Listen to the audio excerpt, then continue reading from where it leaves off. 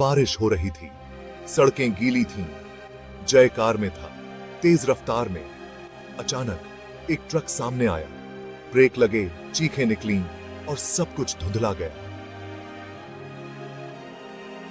जब जय को होश आया तो वो अस्पताल में था। बदन में दर्द था और सर में भारीपन। एक्सीडेंट में बाल बाल बच गया था, लेकिन वो अब कोमा में चला गया था।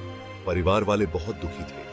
जय की पत्नी रीमा दिन रात अस्पताल में ही रहती। उसकी आंखों में अब भी थोड़ी उम्मीद थी, जो खत्म नहीं हो रही थी। जय बेहोश था, अपने परिवार का दर्द महसूस कर रहा था, लेकिन कुछ बोल नहीं सकता था।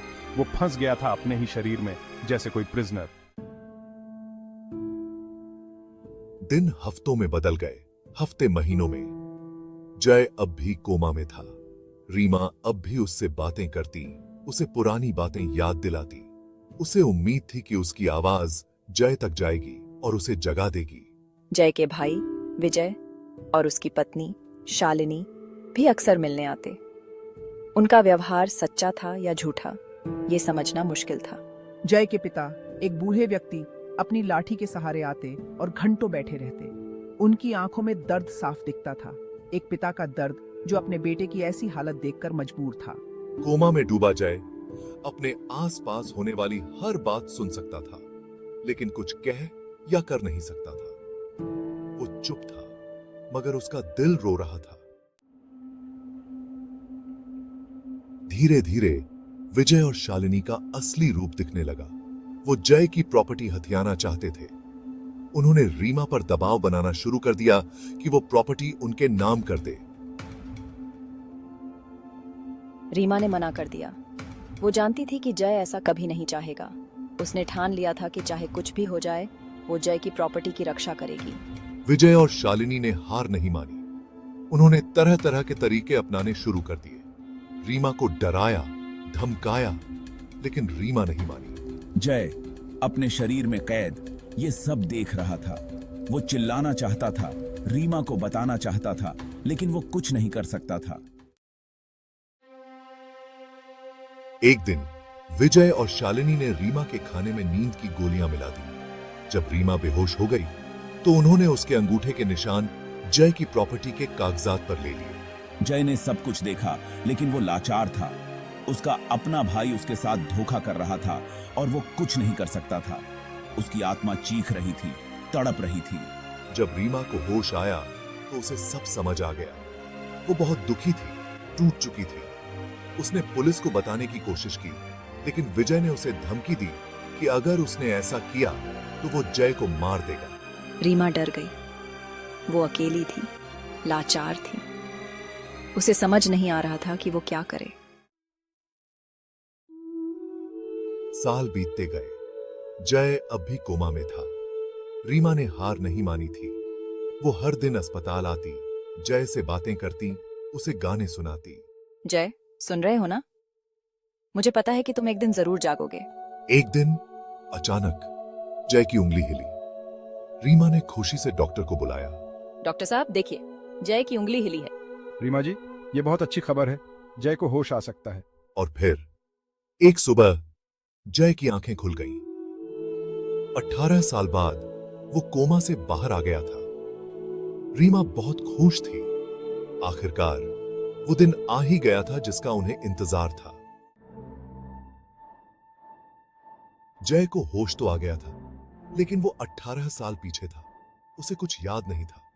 रीमा ने उसे सब कुछ बताया, एक्सीडेंट के बारे में, उसके कोमा में जाने के बारे में, विजय और शालिनी की धोखेबाजी के बारे में। ये सब कैसे हो सकता है रीमा? विजय और शालिनी ने ऐसा क्यों किया? मुझे नहीं पता जय। मैं बस इतना जानती हूँ कि तुम बहुत लंबे समय से कोमा में थे। जय को यकीन नहीं हो रहा था। उसे समझ नहीं आ रहा था कि उसका अपना भाई उसके साथ ऐसा कैसे कर सकता है। वो रीमा से बहुत से सवाल पूछे जा रहा था, लेकिन रीमा के पास कोई जवाब नहीं था। दुनिया कितनी बदल गई है। पहले टेलीफोन और अखबार होते थे, अब ये मोबाइल फोन और इंटरनेट। दुनिया बदल चुकी थी। टेक्नोलॉजी बहुत आगे बढ़ चुकी थी। जहां पहले जिंदगी सिर्फ टेलीफोन और अखबारों तक थी, वहीं अब मोबाइल फोन और इंटरनेट ने पूरी दुनिया को एक छोटे से कमरे में ला दिया था। जय के लिए यह सब नया था, अजीब था। वो खोया हुआ महसूस कर रहा था। एक अनजानी दुनिया में। मैंने ठान लिया है कि मैं सच्चाई का पता लगाऊंगा। विजय और शालिनी से मिलना होगा। 18 सालों में विजय और शालिनी अमीर बन चुके थे। उन्होंने जय की प्रॉपर्टी बेच दी थी और उस पैसे से अपना बिजनेस शुरू कर लिया था। जय, हमें लगा था कि तुम कभी कोमा से बाहर नहीं आओगे। जय, प्लीज हमें माफ कर दो। हमने जो किया वो गलत था। लेकिन जय ने उनकी एक न सुनी। उसने पुलिस में शिकायत कर दी। विजय और शालिनी को गिरफ्तार कर लिया गया। जय को अपनी प्रॉपर्टी वापस मिल गई, लेकिन 18 साल का समय वापस नहीं आ सकता था। रीमा, तुमने कभी मेरा साथ नहीं छोड़ा। मुझे तुम पर गर्व है। अब मैं समझ गया हूं कि सच्चा प्यार क्या होता है। विजय और शालिनी की गिरफ्तारी के बाद जय को अपने परिवार के बारे में कई बुरी सच्चाइयों का पता चला। उसने देखा कि कैसे उसके अपने लोग लालच में पड़कर उसके साथ धोखा कर सकते हैं। मेरे पिता, जो कभी मेरे लिए सबसे बड़ी ताकत थे, वो भी विजय और शालिनी के बहकावे में आ गए थे। उन्होंने भी मेरी प्रॉपर्टी हासिल करने की कोशिश की थी। ये सब देखकर जय का दिल टूट गया। उसे समझ नहीं आ रहा था कि वो किस पर भरोसा करे। जिस परिवार को वो अपनी जिंदगी मानता था, वही परिवार उसके साथ धोखा कर गया था। जय, जिंदगी में अच्छे और बुरे दिन आते रहते हैं। हमें मजबूत बनकर आगे बढ़ना चाहिए। विजय और शालिनी के खिलाफ मुकदमा शुरू हो गया। जय ने गवाही दी। उसने बताया कि कैसे उसके अपने भाई ने उसके साथ धोखा किया था। मैंने भी गवाही दी। मैंने बताया कि कैसे विजय और शालिनी ने मुझे डराया धमकाया था। कोर्ट ने जय और रीमा की बात सुनी। विजय और शालिनी को सजा सुनाई गई। जय को अपनी प्रॉपर्टी वापस मिल गई, लेकिन जो जख्म लगे थे वो अभी भी ताजा थे। मैंने ठान लिया है कि मैं अपने जीवन का नया अध्याय शुरू करूंगा। रीमा के साथ एक नई जिंदगी शुरू करूंगा, जहां प्यार होगा, विश्वास होगा और धोखा नहीं होगा। उसे उम्मीद थी कि एक दिन उसके जख्म भर जाएंगे और वो अपने अतीत को भूलकर आगे बढ़ पाएगा। जय की कहानी हमें जिंदगी का एक बड़ा सबक सिखाती है। ये कहानी हमें बताती है कि लालच बुरी चीज है। ये इंसान को अंदर से खोखला कर देती है। अपनों का साथ, सच्चा प्यार और ईमानदारी ही जिंदगी की असली दौलत है। जय की कहानी हमें यही सिखाती है कि मुश्किल समय में हिम्मत नहीं हारनी चाहिए। हमें हमेशा सच्चाई और इंसाफ के लिए लड़ते रहना चाहिए। सच्चाई की राह आसान नहीं होती, लेकिन अंत में जीत हमेशा सच्चाई की ही होती है।